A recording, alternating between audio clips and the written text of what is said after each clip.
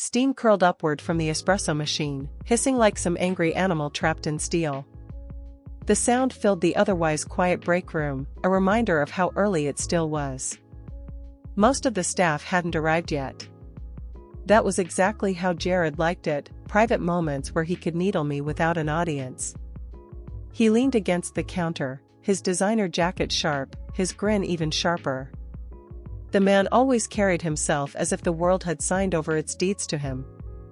His arms crossed, shoulders loose, he tilted his head at me the way a predator sizes up prey. "You really think you'll hold on to everything once I walk?" he said, voice low but dripping with contempt. The words cut, but I didn't let it show. Instead, I set down my coffee mug with deliberate slowness, fingers steady even though my pulse hammered in my wrist. "The company was never yours to claim, Jared. You stole it. You stole from me." He threw his head back and laughed, a sharp, cruel sound that bounced off the tiled walls. "Stole? That's rich." His eyes gleamed as he stepped closer, the kind of gleam that comes when someone knows exactly where to stick the knife. "No, Megan, I didn't steal. I just had the guts to do what you never could. You were too soft, too trusting." And trust, he let the word linger like poison, is a weakness. I felt my chest tighten. Once upon a time I had trusted him. Not just with papers and signatures, but with visions of the future, with the belief that we were building something together. But that trust had been a bridge set on fire while I was still standing on it. "You're wrong," I said, though my voice was calm, almost detached. "And you'll see it soon enough." For a fraction of a second, something flickered across his expression. A shadow of uncertainty. But then his smirk returned, practiced and polished. He picked up his cup of coffee, tapped it against mine like a mockery of a toast, and whispered, "We'll see." He walked out, leaving behind the bitter scent of roasted beans and a silence so heavy it felt like the room itself held its breath. I stood rooted to the spot, every nerve in my body screaming, every memory of his betrayal crashing back over me. But beneath the weight of rage, beneath the sting of humiliation, something steadier began to rise. Resolve. Later that day, when the office had thinned and only the hum of printers kept me company, I wandered toward the storage room. I told myself it was busy work, clearing out old files, distracting myself from the storm Jared had left behind. But deep down, I knew I was searching for something. Proof. Closure. Maybe even a weapon. The cabinets were ancient things, metal drawers groaning on their tracks as I pulled them open. I sifted through contracts, invoices, memos, each one a reminder of how much of myself I had poured into this company. Then my fingers brushed an envelope, thick and heavy, tucked in the back as if hiding from the world. I slid it out, heart thudding, and opened it. Inside lay the original charter of the business. My business. My name was there in ink, bold and unapologetic, declaring ownership in the most official sense possible. But as I flipped through the pages, my stomach knotted. Amendments. Tiny alterations at first, almost invisible. Adjusted wording here, a shifted clause there. And then, clear as daylight, the changes that stripped me of authority, transferring power into Jared's hands. The room seemed to spin. My knees weakened, and I had to brace myself against the filing cabinet. This wasn't partnership. This wasn't betrayal of trust in some vague, emotional way. This was calculated theft, executed with the precision of a surgeon. And the worst part? He had counted on me never noticing, too busy as I had been with clients, with building relationships, with trusting him to handle the fine print. My breath came in shallow bursts. I clutched the papers to my chest as though holding them closer might shield me from their truth. But the shock began to transform into something sharper, something hotter. Not despair. Not grief. Determination. I closed the cabinet slowly, the metal drawer sliding shut with a heavy finality. In that cramped storage room, surrounded by the dust of forgotten records, I whispered words I had never dared to say aloud until now. You'll pay for this, Jared. Every lie, every theft, you'll answer for all of it. The silence swallowed my vow, but I knew it wasn't just sound. It was a promise. The seed of revenge had been planted. And once it began to grow, nothing would stop it. The papers stayed with me all night. I couldn't bring myself to leave them at the office, not when I knew how easily Jared could make them disappear.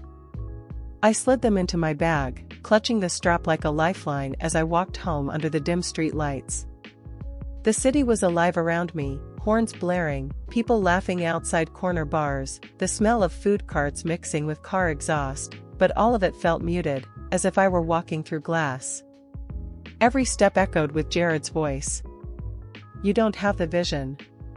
You don't have the edge. I had once believed in him. Trusted him. We had spent nights drafting plans on napkins, days building a reputation from nothing. He had been charming then, supportive, always quick with encouragement. But slowly, so slowly I hadn't noticed, he had shifted. Meetings I should have led, he took over. Clients who reached for my handshake, he intercepted.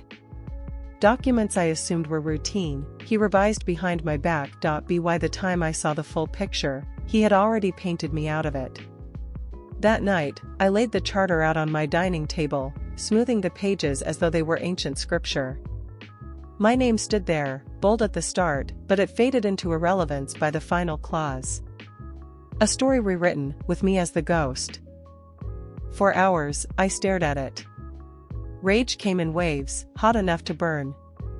But beneath it was shame, shame for not seeing it sooner, for letting him turn me into a fool. But shame wasn't going to rebuild what he had stolen. Around midnight, I pushed back from the table and stood by the window, staring out at the lights of the city. If Jared thought this was the end of me, he was wrong. He had written me off as weak, soft, naive. And that was his greatest mistake. Because now, I wasn't just someone he had betrayed. I was someone with nothing left to lose. The next morning, I returned to the office with a different kind of focus. I didn't storm in. I didn't confront him in front of the staff.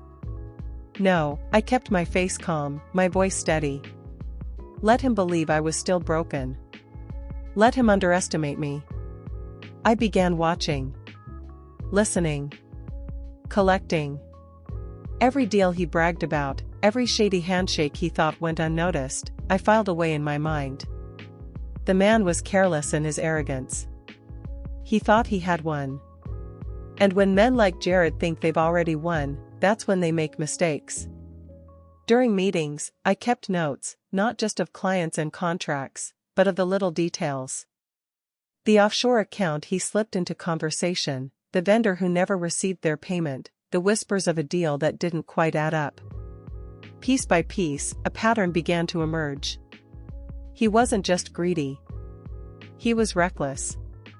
I still remember the way his laughter carried through the halls, that ugly, mocking laugh that once charmed investors but now made my blood boil. Each laugh was another spark, and I let it feed the fire inside me. One evening, as I sat in my office long after everyone else had gone, I opened a fresh notebook. At the top of the page, I wrote one word in bold, deliberate letters: justice. Not the kind you find in courtrooms, not the kind that waits on lawyers and loopholes. My kind. Underneath, I began listing everything I knew, everything I suspected. Names, dates, amounts. The list grew longer with each passing day. And as it grew, so did my certainty. I wasn't going to confront Jared again with words. Words meant nothing to him. He had twisted mine, silenced mine, buried mine. No, the only language Jared would understand was loss, the same kind of loss he had dealt me. By the time I closed the notebook that night, my hand ached from writing. But I felt lighter, stronger. The plan wasn't complete yet, but the foundation had been laid. Just like he had once rewritten the charter, I was rewriting the story. And this time I would make sure the ending belonged to me. The days that followed were a test of patience. Every time Jared swaggered through the office, I had to remind myself not to let the anger spill over. His voice carried too loud in meetings, his jokes landed too harsh on employees who smiled only because they feared him. He mistook their obedience for loyalty. But I saw the weariness in their eyes, the quick glances exchanged when he wasn't looking. People were tired of Jared, though they didn't dare say it aloud. That was information too. It told me that when the time came, I wouldn't be standing alone. I started with small things. Copies of contracts slipped quietly into my bag.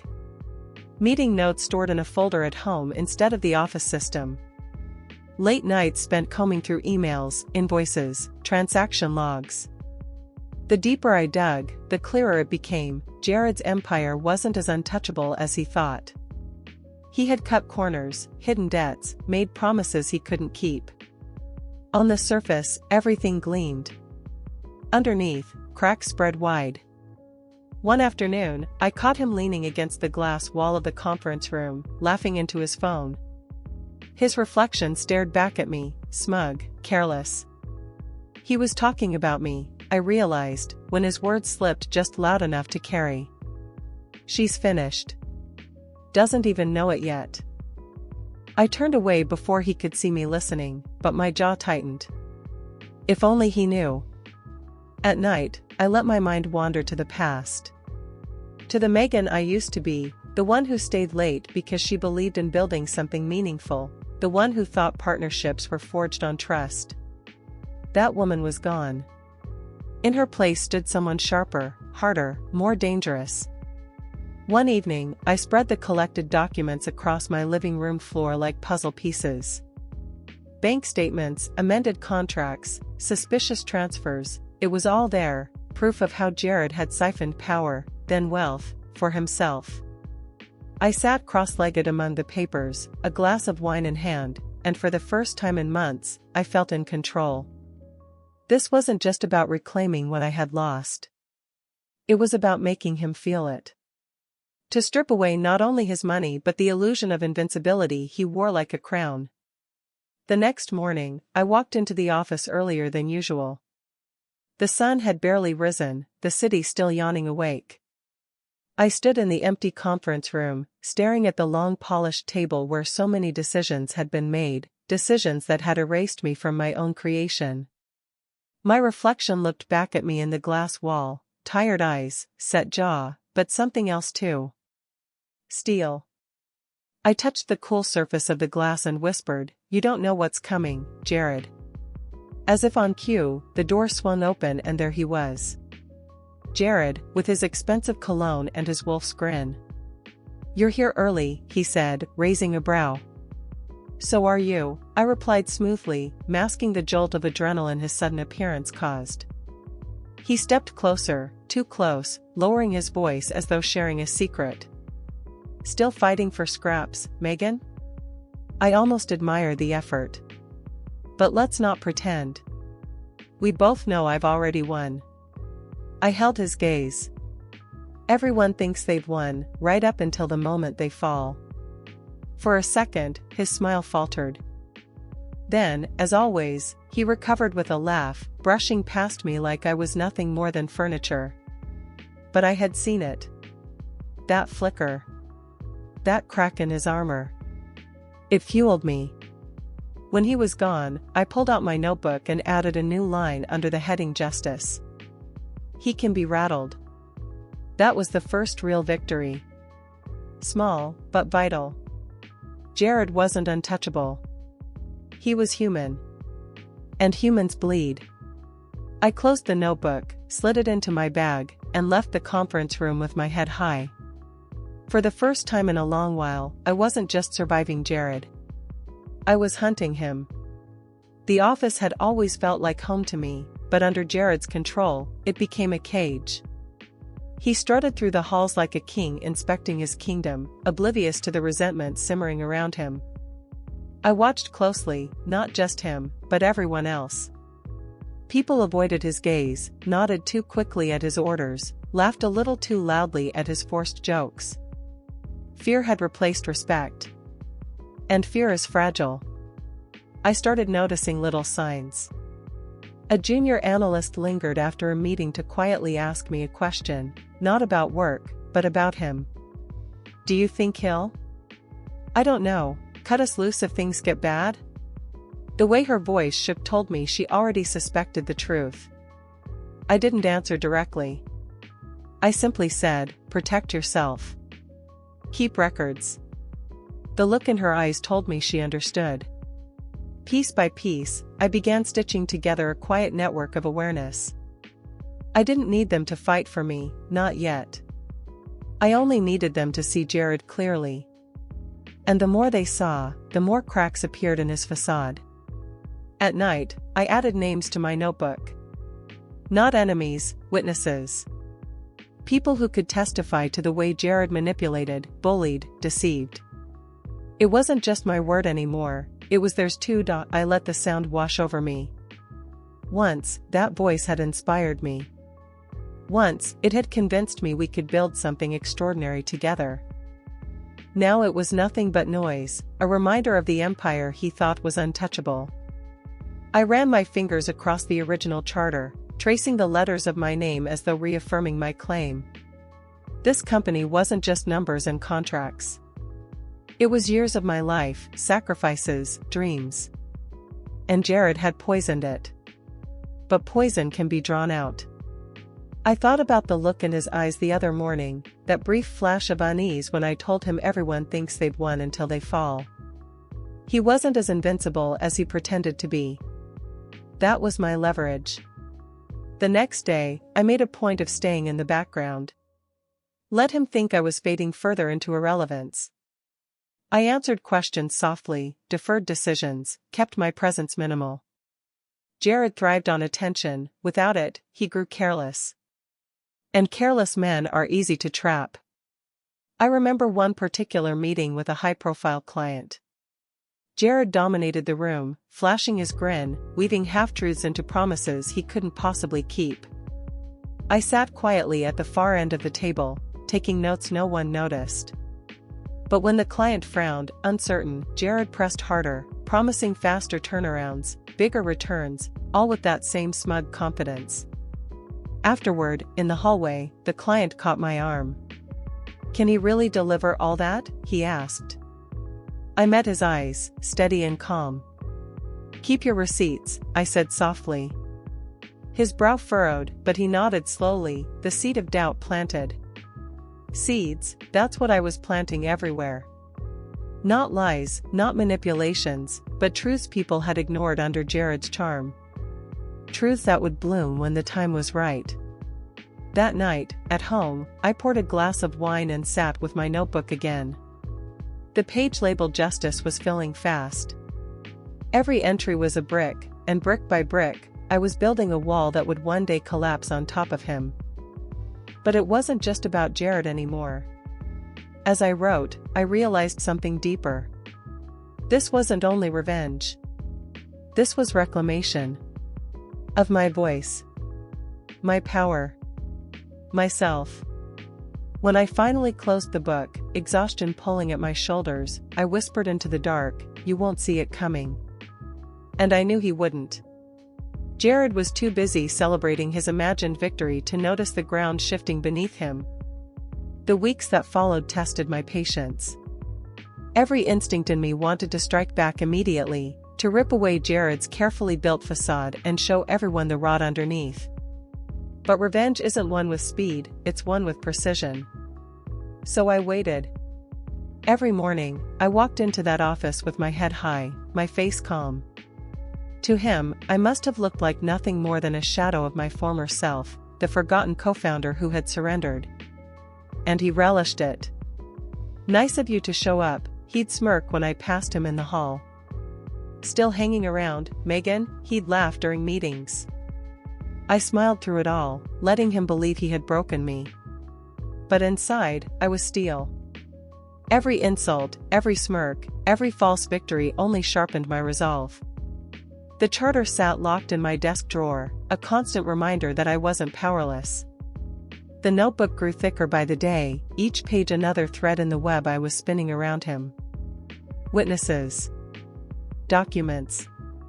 Inconsistencies. His arrogance blinded him to the fact that I was gathering every piece. One night, I stood at my office window long after the city had gone quiet. The skyline glowed with cold light, and I thought about the years I'd poured into this dream. The company wasn't just bricks and desks, it was me. And Jared had tried to erase me from it. That was his mistake. Because you can't erase someone who's still standing. As I turned off the lamp and gathered my things, a calm certainty settled over me. Jared believed the story was already written, that he'd claimed the final chapter with my defeat. But the truth was, the story had just begun. And I was the one holding the pen. Revenge doesn't start with explosions. It starts with whispers. The first step was small, almost invisible. I reached out to a few trusted colleagues, people who had already hinted at their doubts about Jared. Over coffee, in hushed tones behind closed doors, I asked questions. Simple ones. Have you ever wondered how the numbers keep coming out so perfectly on his reports? Did that deal last quarter ever actually close? I never accused. I only nudged. And every nudge cracked open another door in their minds. People who once nodded along to Jared's confidence began to frown when he spoke. They compared notes, found discrepancies, realized that his promises didn't always line up with reality. The glow around him dimmed, little by little. Meanwhile, I prepared my arsenal. Every document I had pulled from the files, every questionable contract, every amendment he had forged, I organized them meticulously. Dates, signatures, inconsistencies highlighted in red. If this became a war, I would not show up empty-handed. The irony was that Jared barely noticed me. In meetings, he cut me off before I finished a sentence. In the halls, he glanced past me like I was just another assistant shuffling papers. His arrogance was the perfect camouflage. One afternoon, I lingered outside the conference room as Jared charmed a potential investor. He painted a picture so bright it was blinding: returns doubled, risks minimized, growth guaranteed. His voice was smooth, his smile practiced. But then he slipped. He mentioned a partnership that hadn't been signed yet, calling it secured. The investor's brow furrowed. Jared didn't catch it, but I did. And I wrote it down. Later, I casually bumped into that same investor in the lobby. We exchanged polite smiles. Then, as if it were an afterthought, I said, "By the way, if you're looking for clarity on that partnership Jared mentioned, you might want to ask for the paperwork directly." I left it at that, walking away before he could respond. I didn't need to say more. Doubt is most effective when it grows on its own. At night, in the silence of my apartment, I replayed each move. Every whisper, every hint, every breadcrumb I left behind.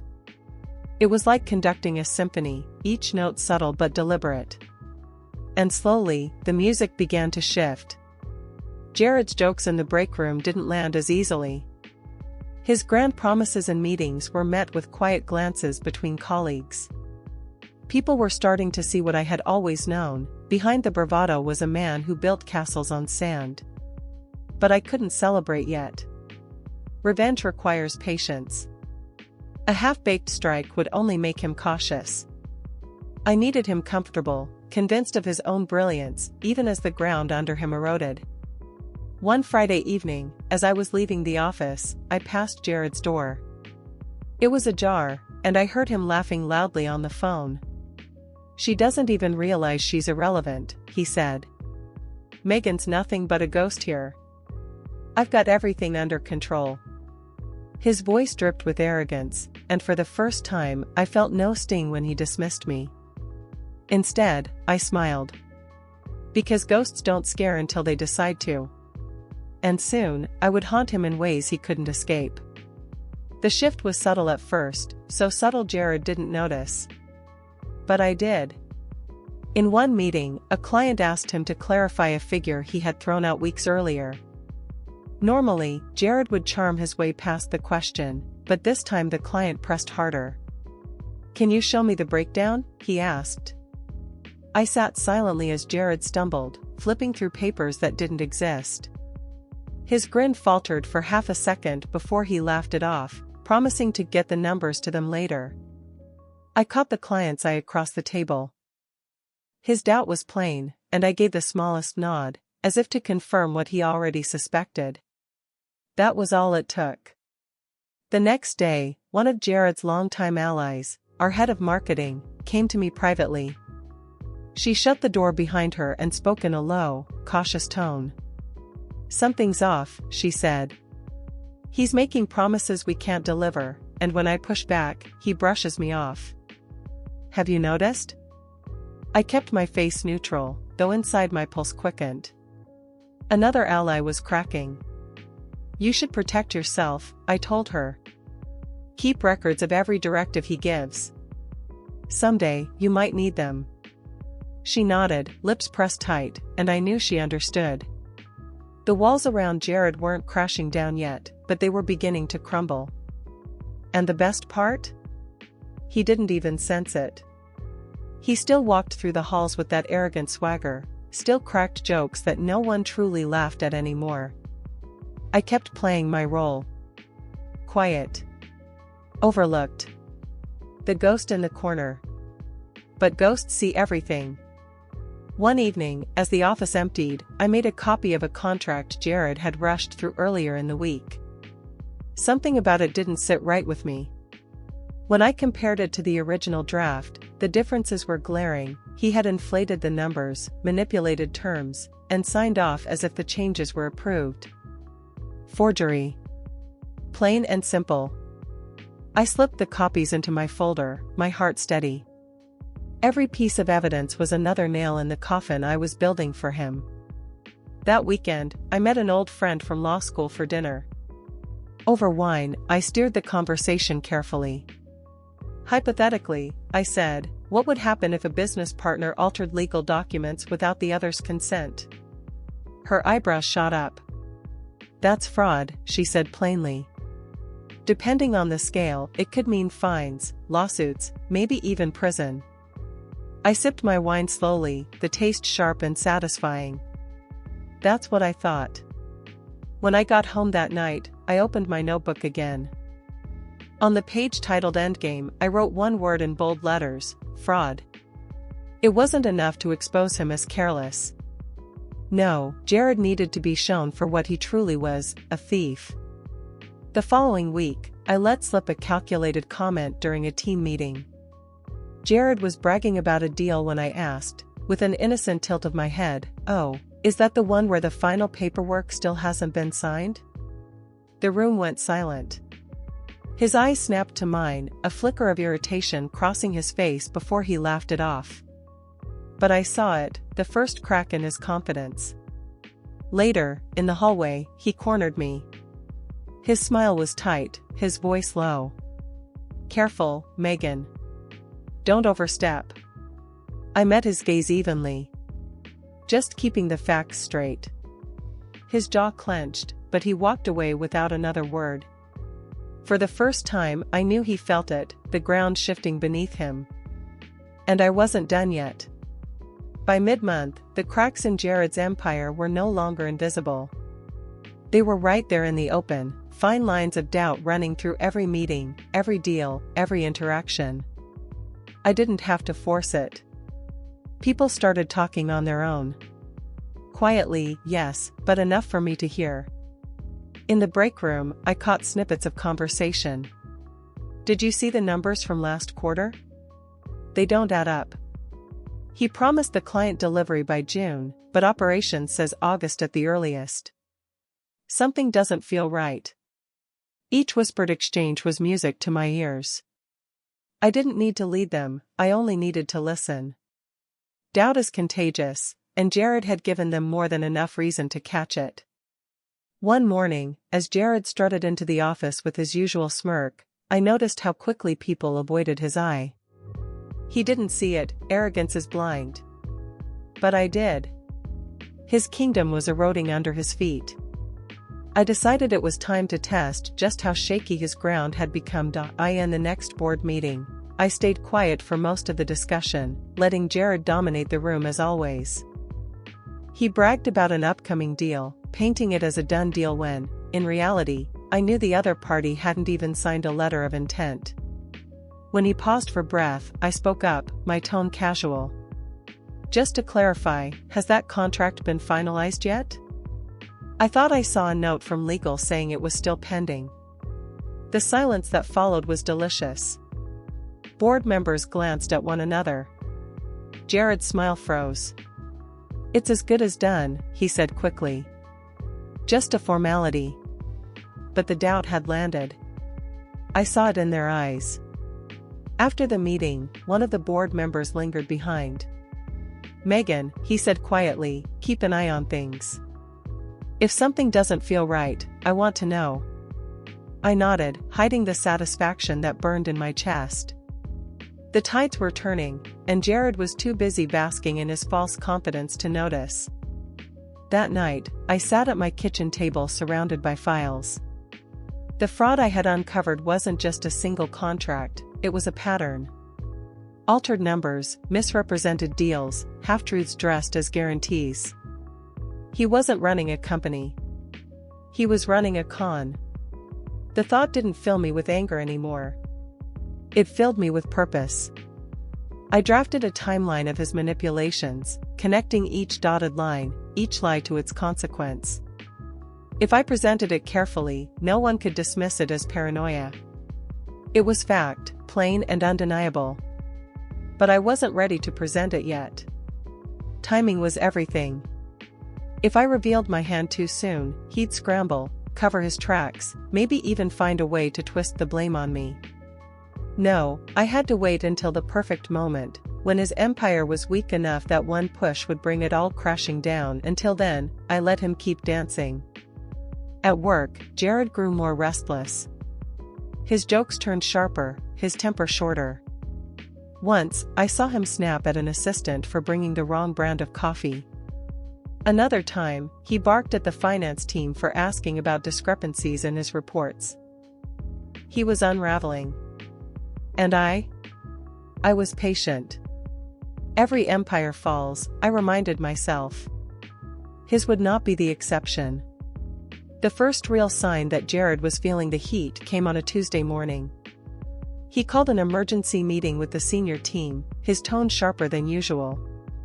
I don't want to hear any more questions about the numbers, he snapped, pacing the room.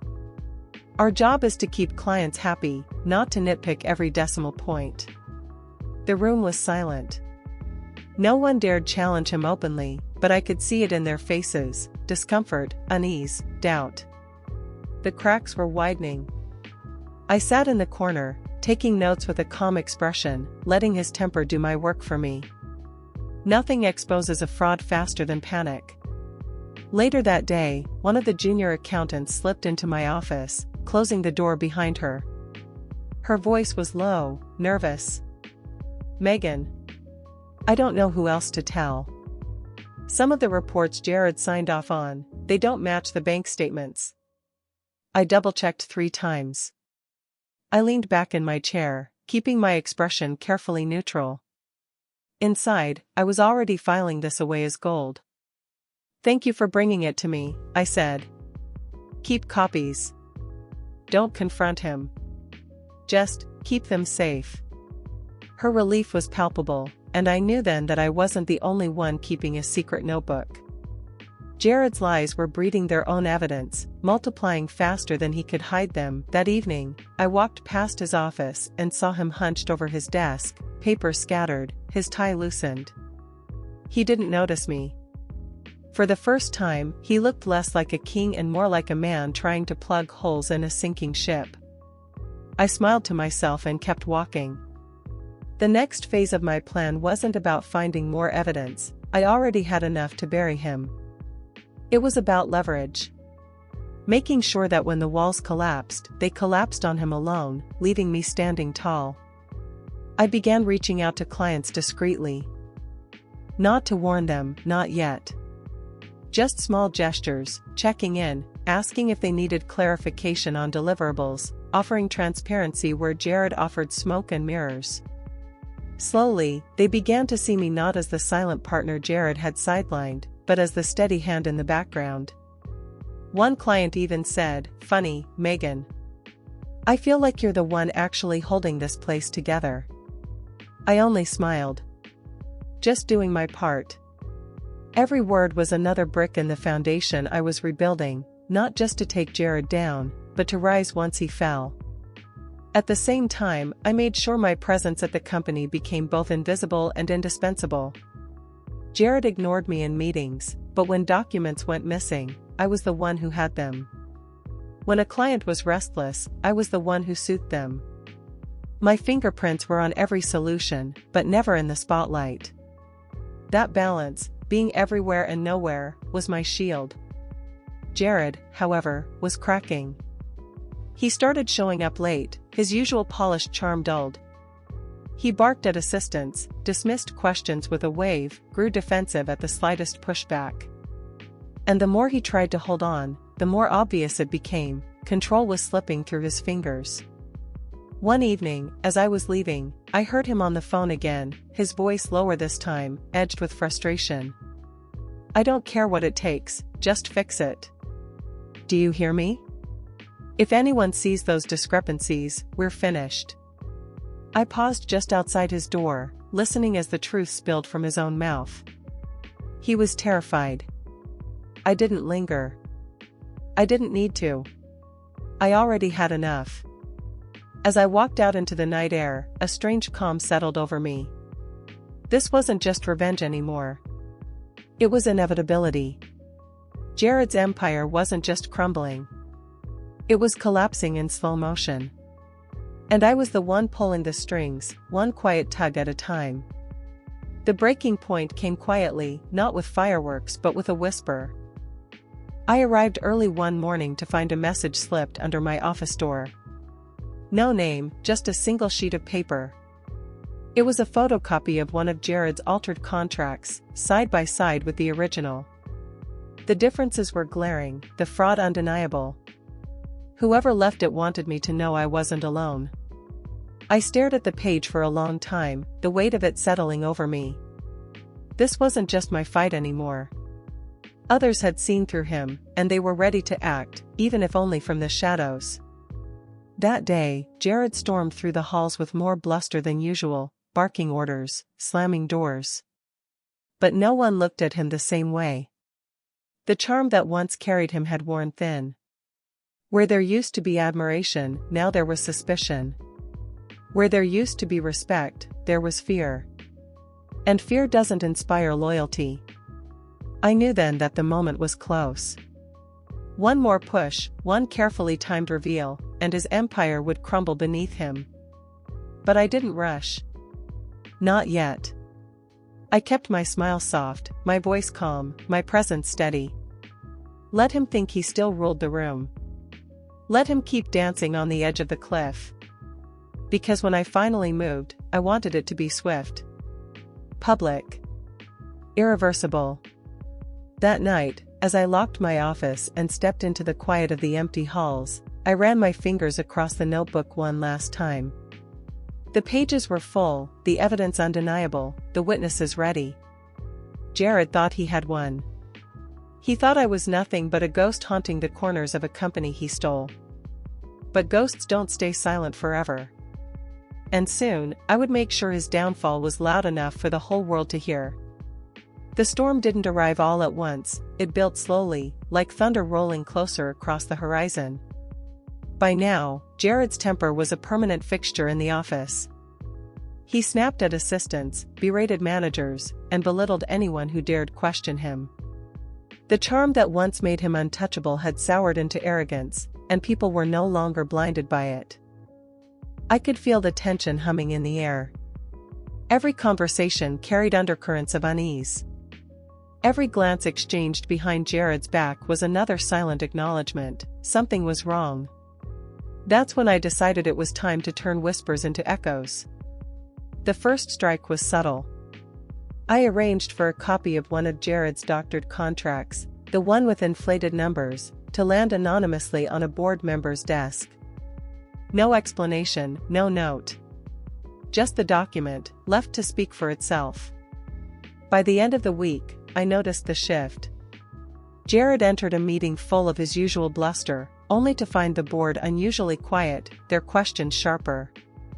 "About that contract you mentioned," one asked carefully, "could we see the finalized version for our records?" Jared smiled, of course.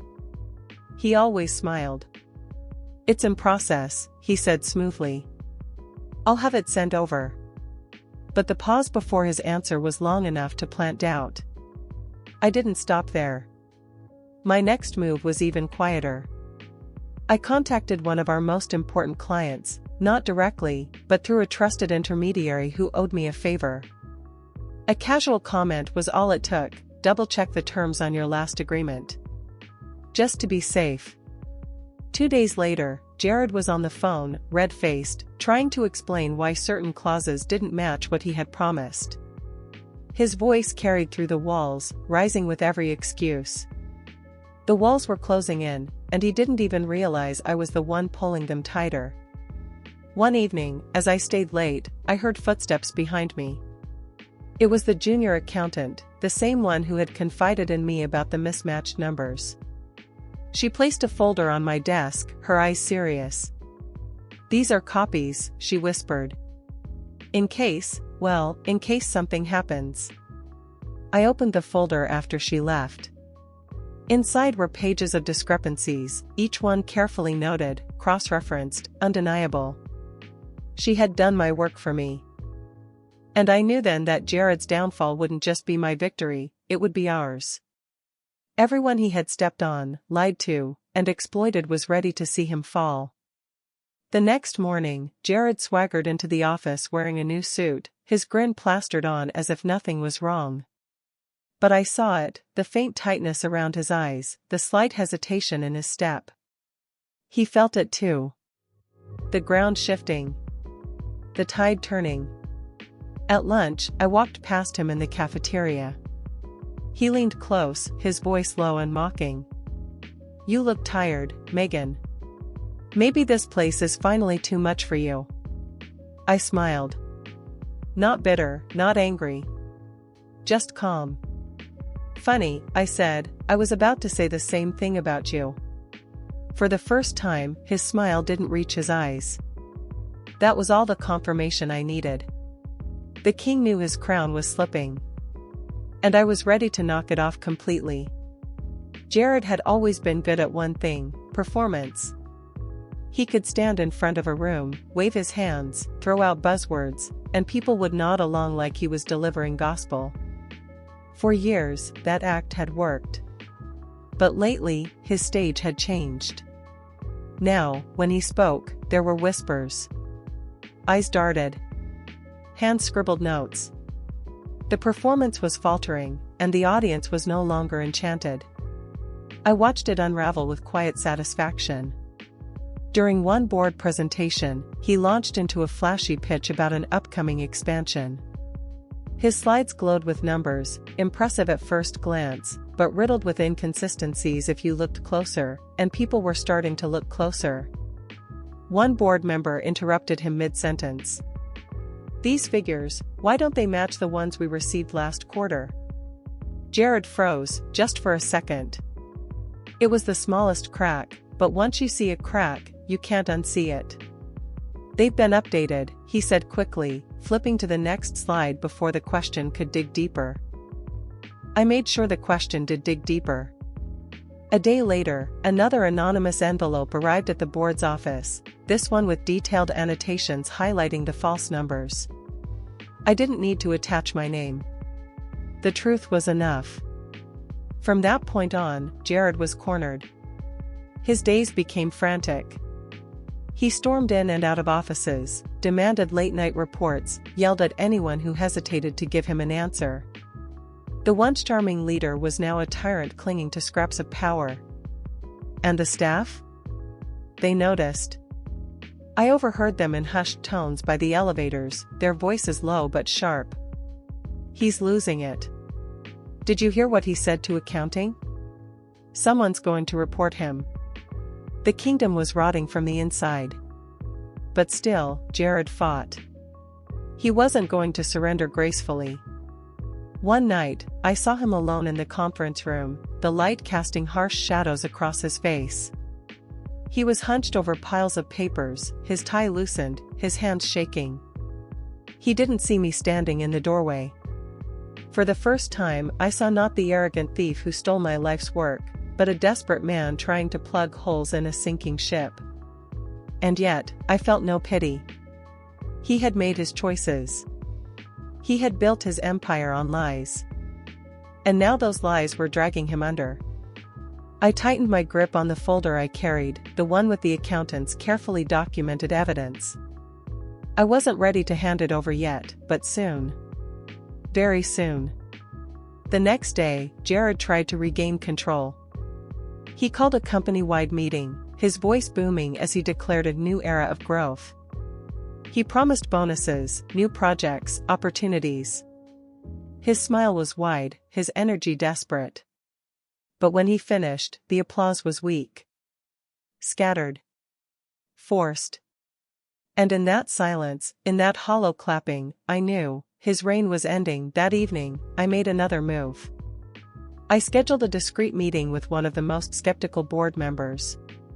I didn't hand over the full folder, not yet, but I slid a single sheet across the table. It was enough. The man's eyes darkened as he read it, his fingers tapping the edge. "If this is real," he muttered. "It's real," I said. My voice was steady, almost cold. He didn't look at me after that. He just nodded slowly, folded the page, and slipped it into his jacket. The machine was in motion now, gears turning, wheels grinding forward. And Jared had no idea I was the one oiling the gears of his downfall. Desperation makes men dangerous. By the third week, Jared was unraveling. His swagger was gone, replaced by restless pacing and sudden outbursts. He shouted at interns for minor mistakes, accused loyal managers of sabotage, and once even hurled a stapler across his office when a report didn't add up.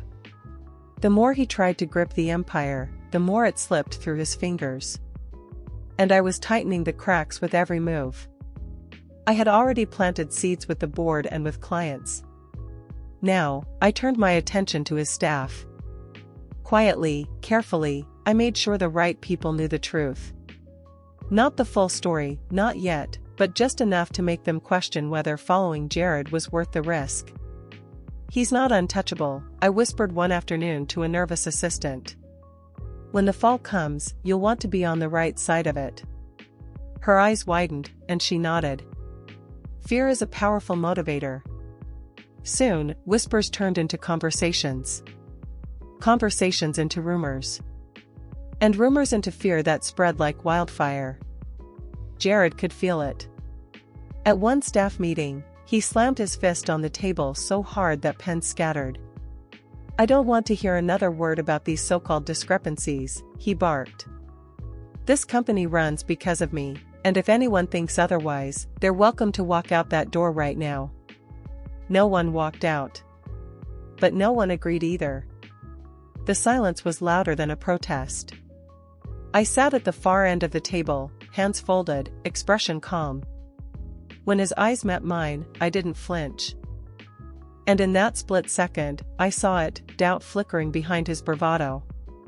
He didn't know exactly what I was doing, but he knew I was doing something.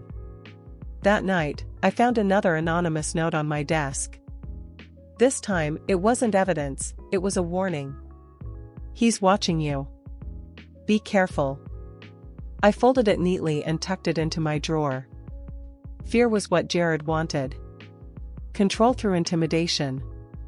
But I had lived too long under his shadow to let fear rule me now. Instead, I planned my next strike. The public strike. It wasn't enough for Jared to be doubted behind closed doors. His downfall needed to be undeniable, undeniable enough that no charm, no manipulation, no desperate speech could save him. I began reaching out to key clients, the ones who carried the most weight. One by one, I fed them pieces of the truth.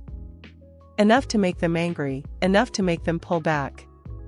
By the end of the week, 2 major accounts had postponed deals. Jared tried to spin it as a strategic decision, but the panic in his voice gave him away. And then came his biggest mistake. Late one evening, he cornered me in the hallway. His face was flushed, his jaw tight. "You think I don't see what you're doing?" he hissed. I tilted my head, my voice calm. "Doing?" His hands clenched into fists. For a moment, I thought he might actually strike me. But instead, he leaned closer, his voice trembling with rage. "I built this company. Not you. Not anyone else. Me. And I won't let you, or anyone, take it away." I looked him straight in the eye. "Then you'd better hold on tight, Jared. Because it's already slipping." His face darkened. He wanted to scream, but he didn't. He just turned and stormed off, his footsteps echoing down the hall like a warning. But to me, it wasn't a warning. It was confirmation. He was afraid. And fear meant he was already losing. The day of reckoning didn't arrive with a whisper. It arrived with a boardroom full of eyes, sharp as blades, and a silence heavy enough to suffocate. Jared had called an emergency meeting, spinning it as a rally for confidence. His suit was pressed, his smile polished, but beneath the surface I could see the cracks, tired eyes, a tremor in his hand as he adjusted his tie. He began his performance the way he always did. "Ladies and gentlemen, we're standing on the edge of unprecedented growth.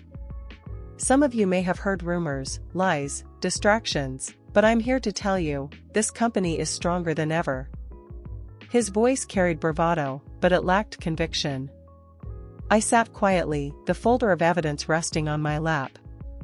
It wasn't time yet. Not until he dug his hole deeper. He clicked to the next slide, projected numbers glowing across the screen.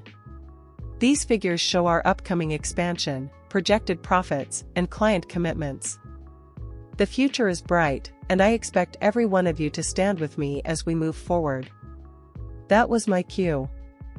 I rose from my chair slowly, the sound of it scraping across the floor pulling every eye toward me. Jared's smile faltered for the briefest moment. "May I?" I asked, holding up a sheet from the folder. My voice was calm, almost gentle, but it cut through the room like glass. The chairman frowned but nodded. "Go ahead, Megan." I walked to the screen, holding the paper beside Jared's glowing projections. "These numbers," I said evenly, "don't match the original contracts filed with our clients. In fact, several of them were altered, dates, figures, terms." A ripple of murmurs filled the room. Jared's face flushed red. "That's not true," he snapped. "She doesn't know what she's talking about." I laid the next page down. Then another. Each one with signatures, original copies, highlighted discrepancies. "Here are the originals. And here," I said, tapping his slides, "are Jared's versions." The silence that followed was heavy, suffocating. The chairman leaned forward, eyes narrowing. "Is this accurate?" he demanded. Jared's voice cracked. "They're adjustments. Standard business practice. You know how it works." But his words no longer carried weight. One of the senior board members stood abruptly. "Adjustments? Or fraud, Jared? Because these look like deliberate falsifications." The murmurs grew into voices, voices into sharp questions. "How many contracts? What about last quarter's report? Were investors lied to?" Jared tried to shout over them, but his voice drowned in the storm he had created. His polished charm was gone, replaced by desperation. I stood there silently, letting the evidence speak for itself. And for the first time, Jared looked small. Finally, the chairman raised his hand, silencing the chaos. His voice was stern, cold. "Until we review this matter fully, Jared, you are suspended from your duties effective immediately." The words hit him like a slap. His mouth opened, but no sound came out. He turned to me, eyes burning with hatred. In that moment, I could see the truth in them. He knew exactly who had done this. Who had pulled the strings? Who had built the gallows he was now standing on? I didn't smile. I didn't gloat. I simply gathered my folder, nodded respectfully to the board, and walked out. Because this wasn't the end. Not yet. This was just the first public strike. The beginning of the end. And Jared still had further to fall. Suspension wasn't the end for Jared. It was only the beginning of his unraveling. For a man like him, being removed from the throne wasn't just a setback, it was an insult. He had lived for power, for the illusion of control, for the adoration of people who once believed his every word. Without it, he was nothing. And men who feel like nothing are dangerous. The morning after the board's decision, I arrived at the office to find chaos. Jared had stormed in before sunrise, demanding his access card still work, barging into offices, tearing papers from desks. Security escorted him out eventually, but not before half the staff witnessed his rage. The whispers grew louder. "Did you see him? He's lost it. That man is finished." But Jared didn't disappear. If anything, he doubled down. Within days, emails circulated, angry messages sent from his personal account to board members, threatening lawsuits, accusing them of betrayal. Some were laced with desperation, others with venom. He wasn't begging for his throne back, he was clawing at it with bloodied hands. I knew he'd try to come after me. And he did. A letter arrived at my home one evening, typed in his familiar, manic style. "You think you've won. But this isn't over. You'll regret crossing me. Everyone will see the truth." I folded the letter carefully, slipped it into a drawer, and poured myself a glass of wine. His threats didn't scare me. They fueled me. Because what Jared didn't understand was this: exposure wasn't just about documents and numbers. It was about stories. And I was about to tell his story to the people who mattered most, the investors, the clients, the ones who had trusted him with their money. The following week, I scheduled a quiet dinner with one of our largest clients. I didn't present files or contracts at first. I simply told them what Jared had done to me years ago, how he had stolen everything, how he had taken my work, my company, my future. Then, when their expressions hardened with anger, I slid the documents across the table. Altered contracts, forged numbers, client testimonies. The deal was sealed before dessert arrived. They cut ties with Jared permanently. News travels fast in our world. One client pulled out. Then another. Then another. By the end of the month, half his empire had walked away. Deals collapsed. Partners backed out. The once proud name of Jared's company was now synonymous with fraud. And still, he fought. Reporters began sniffing around.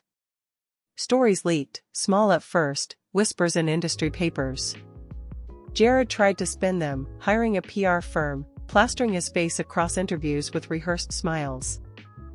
But lies crumble when the truth has roots. And my evidence had roots. Every day, more people came forward. Employees who had suffered under his wrath. Clients who had been cheated. Investors who realized they'd been duped. The walls were closing in, faster than even I anticipated. One night, I received a call from a number I didn't recognize. I answered, and for a long moment there was only silence. Then his voice, low and ragged. "You ruined me." I didn't reply. I let the silence hang between us, let him feel the weight of it. "You think this makes you better than me?" he spat. "You think they'll thank you? They'll chew you up too. You'll see." And then the line went dead. I sat there, staring at the phone, a strange mix of triumph and exhaustion washing over me. He was right about one thing: powerful people don't like their illusions shattered. But I had prepared for that. Because unlike Jared, I hadn't built my revenge on lies. I had built it on truth. And truth doesn't crumble. Cornered animals bite hardest. Jared had lost clients, credibility, and control, but he hadn't lost his arrogance. If anything, humiliation only sharpened it. He began showing up in unexpected places, company lobbies, investor events, even at the cafe across from our office, glaring at anyone who passed. It wasn't just intimidation anymore. It was obsession. And then came his counterattack. One morning, I walked into the office to find a newspaper laid out across my desk. The headline screamed his story: Suspended CEO Claims Conspiracy, Former Partner Behind Smear Campaign. His face filled the page, all charm and practiced sorrow. He spoke of betrayal, of jealous rivals, of a woman who couldn't let go of the past. He was trying to make me the villain. At first, I felt a flicker of unease. He was clever with words, and the article painted him as a victim of some elaborate scheme. People love underdogs, and Jared knew how to play that role. But the truth has a way of cutting through performance. Within hours, messages poured into my inbox. Employees, clients, even strangers from outside the company sent me screenshots of Jared's lies, each one followed by a note: "We know the truth. Don't stop." It wasn't just me against him anymore. It was everyone he'd ever wronged. Still, I couldn't ignore the danger. Smear campaigns stick, and if I wasn't careful, his lies could muddy the waters just enough to slow my momentum. So, I turned his weapon against him. The following week, I arranged for a press leak, not through me directly, but through someone who wanted to see him fall as badly as I did. The leak contained more of the accountant's records, more discrepancies, more evidence of fraud. And it hit harder than any article Jared could spin. Headlines shifted overnight. Suspended CEO accused of widespread contract tampering. Whistleblower stepped forward in fraud scandal. The story wasn't about me anymore, it was about him. The contrast was devastating. While Jared sputtered about conspiracies and revenge, I stayed silent, letting the documents speak for themselves. Every time he opened his mouth, he sounded more desperate. Every time I stayed quiet, I sounded more credible. One evening, as I was leaving the office, I spotted him across the street. He was leaning against a lamppost, his suit wrinkled, his hair unkempt. He looked nothing like the man who once stole my company with a polished grin. Our eyes met. He crossed the street quickly, his footsteps unsteady, his voice sharp. "You think this is over?" he hissed. "You think you've beaten me?" I didn't flinch. "It's not me you need to worry about anymore, Jared. It's the truth. And the truth doesn't need my help to destroy you." For a moment, I thought he might break right there in the street. His face twisted, torn between rage and despair. But instead, he shoved his hands into his pockets and walked away, muttering curses under his breath. I watched him go, a strange mix of satisfaction and sadness curling in my chest. Once upon a time, Jared had been someone I trusted. Someone I believed in. But power had rotted him from the inside out. And now, all that remained was a shell of a man clinging to lies. And soon, even that shell would collapse. When desperation festers long enough, it turns into recklessness. Jared had lost the board, the clients, and the public. But he hadn't lost his pride. Pride was the one thing he clung to, even as everything else slipped away. And pride drove him to make his final, foolish gamble. It began with rumors. A few staff whispered about new investors Jared was courting, shady figures with reputations for cutting corners and looking the other way. He thought if he could pull in just enough money, he could buy himself time, rebuild a shadow of his empire, prove he wasn't finished. But all it proved was how desperate he really was. One night, I received an email from an anonymous account. Attached were recordings, Jared's voice, promising inflated returns to potential backers, assuring them he could bend the numbers the way he always had. It was the smoking gun. The final proof that his fraud wasn't in the past. He was still at it, still scheming, still lying. And this time, I didn't hesitate. The next morning, I walked into the office carrying a flash drive. My steps were steady, my heart calm. For months, I had been patient, letting Jared destroy himself piece by piece. But now, it was time for the finishing blow. I plugged the drive into the boardroom projector, and his voice filled the room. Smooth, arrogant, confident. Don't worry about the paperwork. I've done this before. Numbers can be adjusted. You'll get the profits, I promise. Gasps filled the room. Board members exchanged horrified glances. There was no spin, no excuse, no possible way Jared could explain this away. By the time the recording ended, the decision was unanimous. Legal action. Full investigation. Jared wasn't just suspended anymore, he was facing charges. News broke within hours. Headlines screamed across the city, disgraced CEO under investigation for fraud. His name was dragged through every channel, every network, every social feed. I didn't celebrate. Not yet. Because men like Jared don't accept defeat quietly. That evening, I found him waiting outside my building. His suit was rumpled, his face pale, his eyes bloodshot. He looked less like a businessman and more like a ghost haunting the streets. When he saw me, he stepped forward quickly, almost stumbling. You did this, he growled. You think they'll thank you for tearing me down? You think they'll remember your name instead of mine? I held his gaze, calm as stone. No, Jared. They'll remember the truth. That's what you tried to bury. And that's what destroyed you. His fists clenched, but he didn't swing. His pride wouldn't let him show weakness like that in public. Instead, he spat on the ground and stormed off into the night, muttering words I couldn't hear. I watched him go, the weight of years lifting slowly off my shoulders.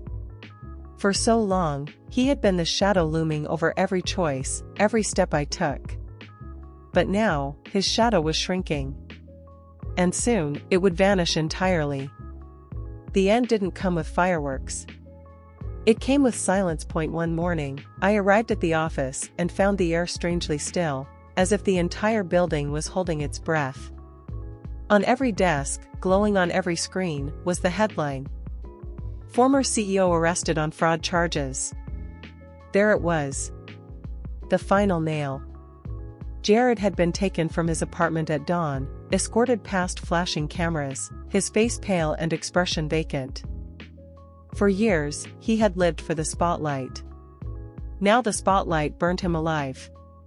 The boardroom was somber that day. No one gloated, no one cheered. There was relief, yes, but also the heavy weight of betrayal. Some had believed in him until the very end. Others had quietly known but been too afraid to speak. I sat at the table, hands folded, watching the storm play out around me. It wasn't joy I felt. Not exactly. It was something deeper, steadier, justice. For 20 years, Jared had stolen, lied, and manipulated. He had taken my company, my trust, my life's work. But the truth had survived, and in the end, the truth had destroyed him. Later that evening, I walked past the cafe across the street where we had once sat together as partners, dreaming about the future. The window was empty now, the chair where Jared used to sit vacant. For the first time, I didn't feel bitterness when I looked at it. I felt freedom. At home, I poured myself a glass of wine and pulled open the drawer where I had kept all the notes, the letters, the evidence. Slowly, carefully, I fed each piece into the fireplace. One by one, they curled into ash, the flames erasing the past. Because I didn't need them anymore. Jared was gone. His empire was rubble. His name was tainted beyond repair. The world would remember him as a fraud, a liar, a man who flew too close to power and fell into the fire. And me? I didn't need them to remember me at all. I wasn't chasing glory or recognition. I wasn't trying to prove myself to the world. I had already proven everything I needed to myself. As the last page turned to ash, I felt the weight of years lift from my shoulders. For the first time since that day, decades ago, when Jared had betrayed me, I could breathe freely. I wasn't his victim anymore. I wasn't even his enemy, I was simply free. And that was the sweetest revenge of all. Seasons changed. Winter softened into spring, spring burst into summer, and with each passing day, the shadow of the past grew fainter. Sometimes, people still recognized me on the street. They'd whisper, "That's the woman who stood against Jared." At first, it startled me. But then I realized something important: they didn't call me his victim anymore. They called me the woman who stood. That difference mattered. I wasn't defined by what had been taken from me. I was defined by what I had endured, and how I had risen. One morning, I was invited to speak at a university. The students had been studying business ethics, and my story had been included in their curriculum. Standing at the podium, looking out at the young faces eager to learn, I felt a kind of pride I hadn't known in years. I didn't speak of revenge, or even of Jared directly. Instead, I spoke of patience, of truth, of the way lies crumble, and how time can be both the sharpest weapon and the kindest healer. When I finished, the room erupted into applause, not for drama, but for understanding. And in that moment, I knew my story wasn't just about survival. It was about teaching. About making sure no one else forgot the lessons I had learned the hardest way possible. At home, life continued to blossom in small, beautiful ways. I hosted dinners with friends. I took long walks through the park, no longer haunted by the thought of running into Jared. I traveled to Italy one summer, standing in the ruins of Rome, marveling at how even empires that once thought themselves eternal could fall to dust. It reminded me that Jared's empire, too, was nothing but rubble now. And unlike Rome, it would never be remembered as glorious. The last letter I ever received about him came months later. A formal notice: Jared had lost his final appeal. His sentence would stand. He would spend the better part of the next decade behind bars. I folded the paper neatly, placed it in a drawer, and never opened it again. Because his fate no longer concerned me. One evening, as I sat on my balcony watching the sunset paint the sky in gold and crimson, I felt something I hadn't felt in over 20 years. Hope. Not the fragile hope that revenge would someday come. Not the desperate hope that truth would finally win. But a steady, glowing hope for tomorrow, for whatever it might bring, free from chains of the past. I raised my glass of wine to the fading sun and whispered, "To freedom." And for the first time, I smiled not because of what I had gained or lost, but because of the simple joy of being alive, here and now. The revenge was complete. But more importantly, so was I.